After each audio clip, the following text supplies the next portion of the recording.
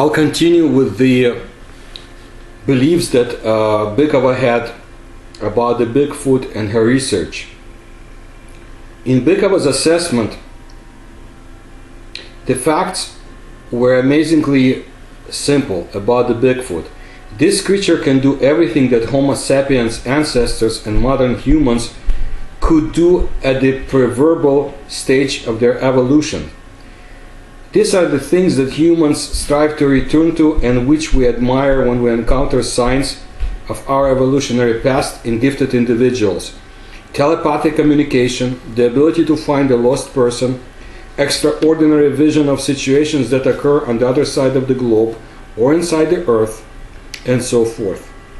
Bykova stated that Bigfoot's behavior was of no less interest than its natural gifts.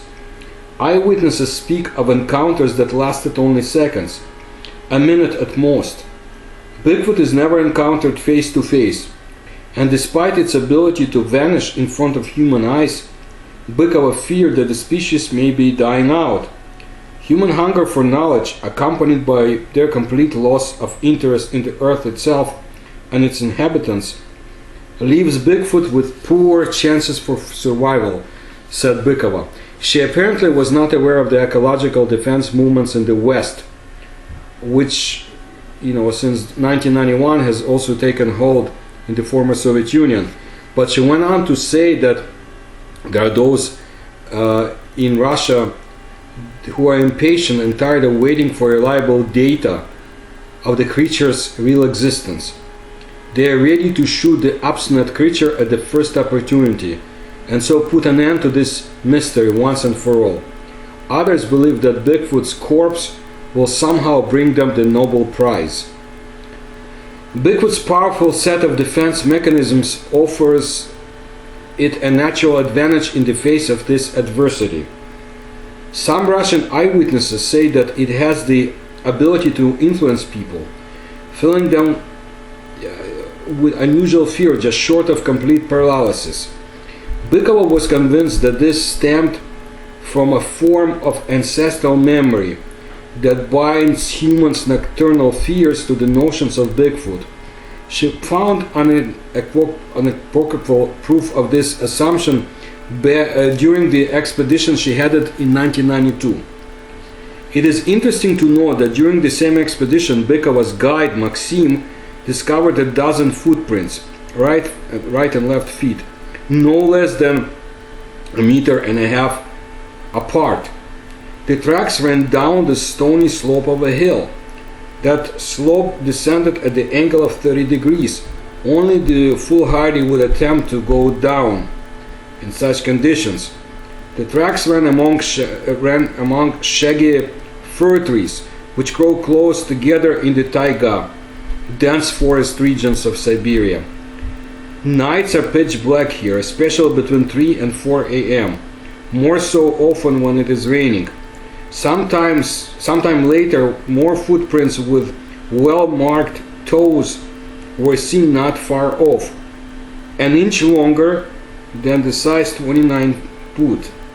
Encounters with animals always occur on the lake side inside the Arctic Circle, where Bykova often led her expedition.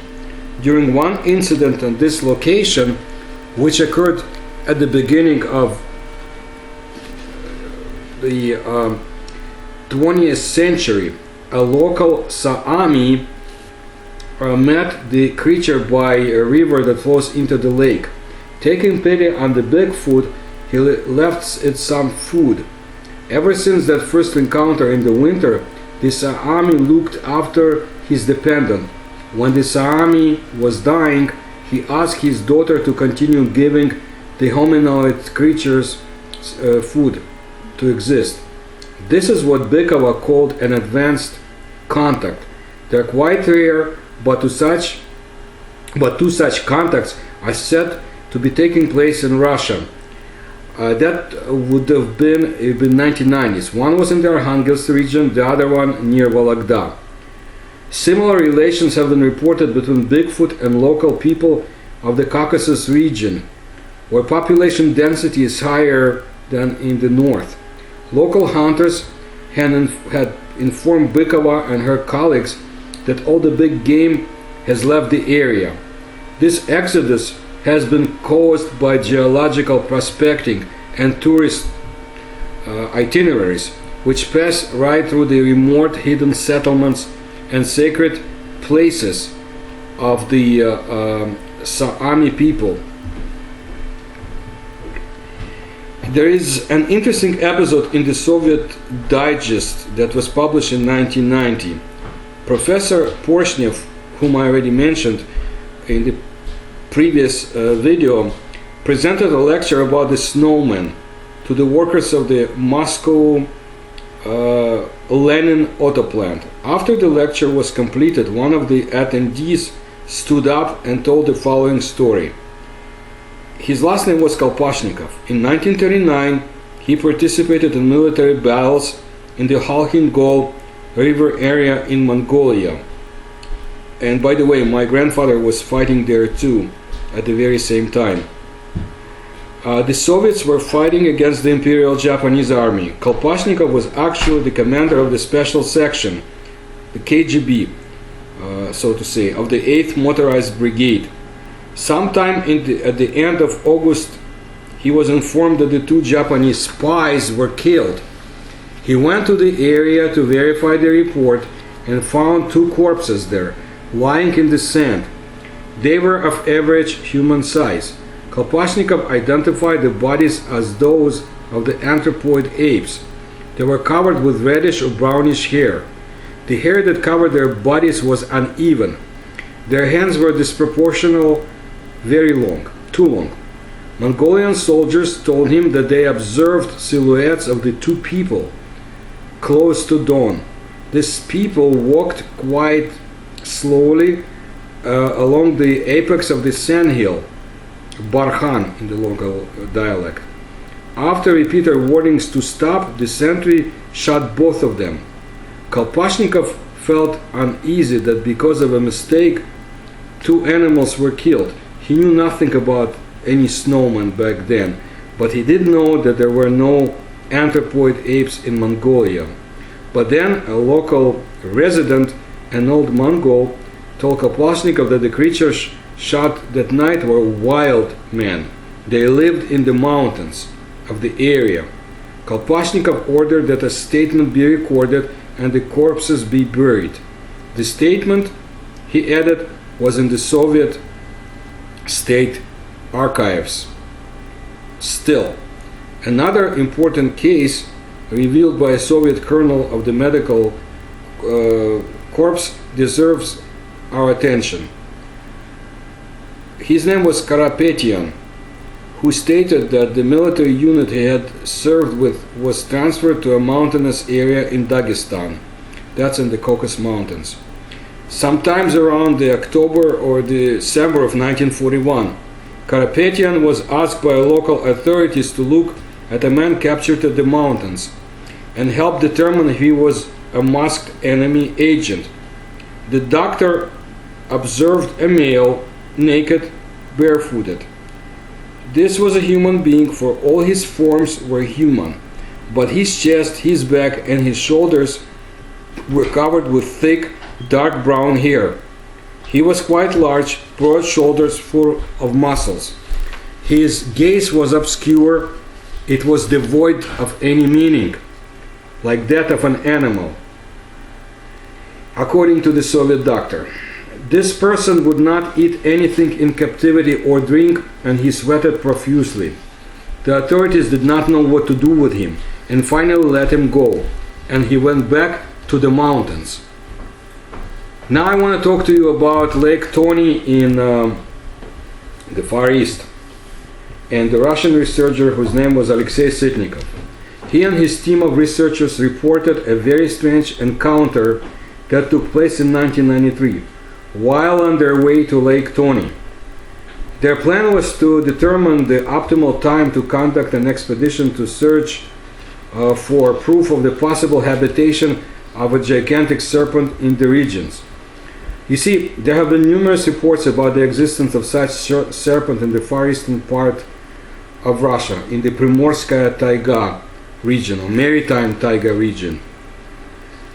The explorers had been planning to study the area for several years, but had been unable to do so because of lack of resources and the wretched state of the Russian economy. In 1993, Sitnikov and his colleagues decided that no matter what, the Lake Tony area had to be explored. Too many disturbing reports were coming from the area to be ignored, so the group of explorers had barely begun their trek when they encountered a creature known to the locals as snowmen. They were crossing the river on a raft, and on the other bank of the river they noticed a man who was covered with reddish fur. The explorers recalled that they felt no fear. The creature turned around, made a sound resembling grunts, and then disappeared into the thicket. A few seconds later, the raft had reached the shore, and Sitnikov, with a colleague, chased the creature. Their fellow explorer Sergei guarded the raft. They didn't find the creature and came back to the river. Sergei did find a barely visible footprint at the site where they sighted the snowman. Sitnikov recalls that the creature was only 3 meters away when they saw it, and it was plainly visible. The weather was sunny and clear. The creature was about 2 meters in height. Its fur was of a dark color and not thick. Its head was somewhat triangular in shape, widening towards its base. Now the base was straight, but from the forehead toward the crown the head narrowed. The creature had small eyes, wide nostrils, and a split in place of the mouth. The neck was not visible, and it looked as if the head was placed on a wide shoulders. The creature possessed a powerful chest. Lake Tony is full of mysterious and anomalous phenomena. Sitnikov had collected many descriptions of the snowman and had gathered statements from the local population, including hunters who have encountered Bigfoot in the wilds. There are many areas in that part of the taiga concealed from the human eyes for millennia. Secret settlements have been found deep in the thick woods. For centuries, reports about strange creatures and rituals have leaked from the taiga. The Russian snowman could be yet another creature that's hidden inside the impenetrable forests. Now I want to tell you about Dr. Sapunov's research. That's very important.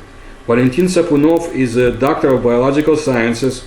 He resides in St. Petersburg, Russia. For years, Dr. Sapunov has conducted research on Bigfoot, and he has headed a number of important expeditions.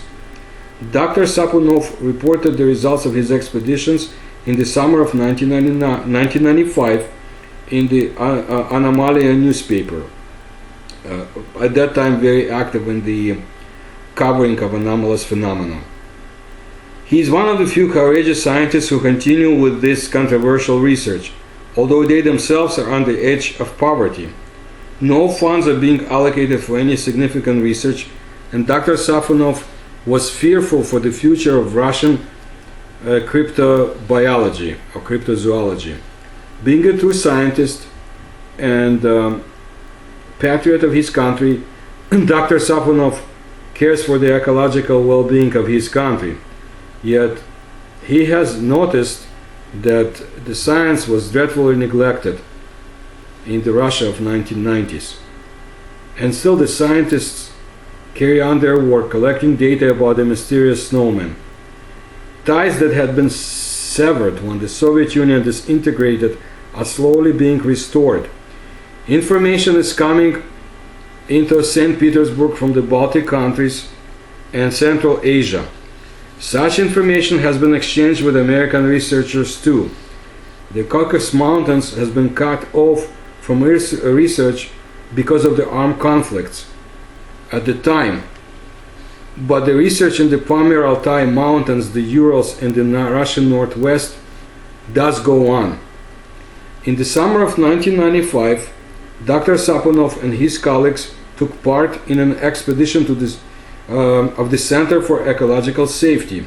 The area of operation was the Vyborgsky region of the Karelsky Isthmus, It's a 90-mile-long isthmus in the Karelia, northwest Russia, between the Gulf of Finland and Lake Ladoga.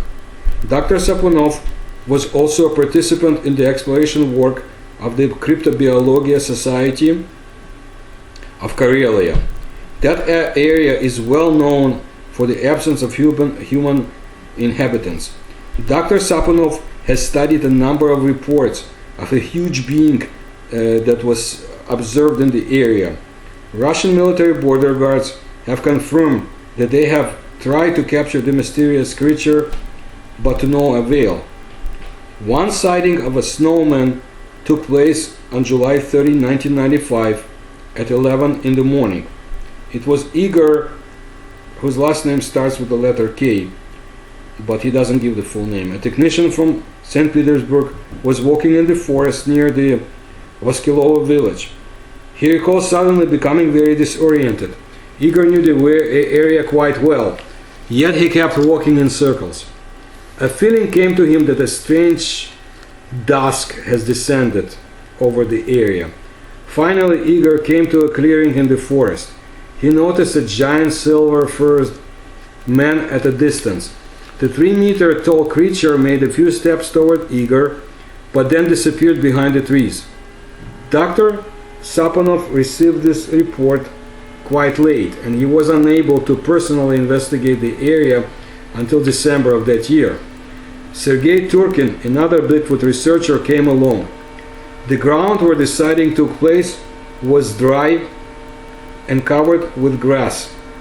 No interesting ground traces were detected. However, some dried out trees nearby had a strange type of damage to their bark. A creature with thick, chisel-like nails had torn away the bark up to the height of 3 meters. Whatever it was, it apparently had a taste for the larvae of the bark-eating insects. Later, Dr. Sapunov visited Riga, Latvia, where he was invited by his Latvian colleagues to help open a snowman exhibition in the Museum of Nature. Also during his visit, Dr. Sapunov participated in the planning of the expedition to find the snowman in the Pamir, Altai area. The scientists had worked out a scheme to lure the snowman by using the sexual pheromones of female apes. A pheromone is any of various chemical substances secreted externally by certain animals that convey information to and produce specific responses in other individuals of the same species. Dr. Sapunov was not able to join the expedition, but his Riga colleagues, under the scientific leadership of Dr. Kudryavtsev, a biologist and criminologist, were able to explore the mountainous area. There, in the mountains of Altai, the snowman approached the camp, growled and breathed heavily on 3 consecutive nights, attracted by strong sexual secretions from female apes. Each time it left its memorable footprints. The scientists had no trouble identifying them. The scientists tried to take pictures of the creature. They brought along special camera for the job. But each time the creature appeared, they experienced they were strong and well-armed men. That's what I should say. But they experienced panic and terror. And as hard as this may be, to believe, Dr. Sapunov himself had reported feeling such fear on many occasions while pursuing the elusive creature. Dr. Sapunov had made many important findings about the snowman. According to him, this creature is an ecological antipode to Homo sapiens. It likes to visit those areas that have a lower anthropogenic load. That is why the snowman has been sighted in forbidden closed-off areas, the borderlands, nature reserves, and similar places. For example, in the southern part of the Ural Mountains, that's a mountainous system in Russia that extends from the Arctic Ocean to the north border of Kazakhstan. It's traditionally been regarded as the boundary between Europe and Asia. Well, in that area there have been many encounters with the snowman. This area was closed off for a long time because of the radioactive pollution. Once the radiological toxicity has diminished and the environment was healed to some extent by nature, the anthropogenetical pressure remained low, and the snowman seems to have made its way there. If same processes take place in Chernobyl, it is natural to suppose that the snowman may eventually appear there as well. The conclusion is, areas where snowman encounters are most frequently reported, they tend to be areas where the creature has ecological advantage. It is interesting to note that the Russian sports industry has paid attention to the scientists' findings. The military-industrial complex also has heard him. The snowman embodies progressive biological solutions for the adaptation of the humankind to its habitat. What humans get from material culture, the snowman has obtained in the course of biological progress, according to Dr. Sapunov. There has been profound research in Russia on the creature's movements, based on available photographs and films. And back in 1994, a Russian military college began studying the movements of the snowman, hoping to use the creature's survival techniques in military applications. I will follow up with more information in my next video.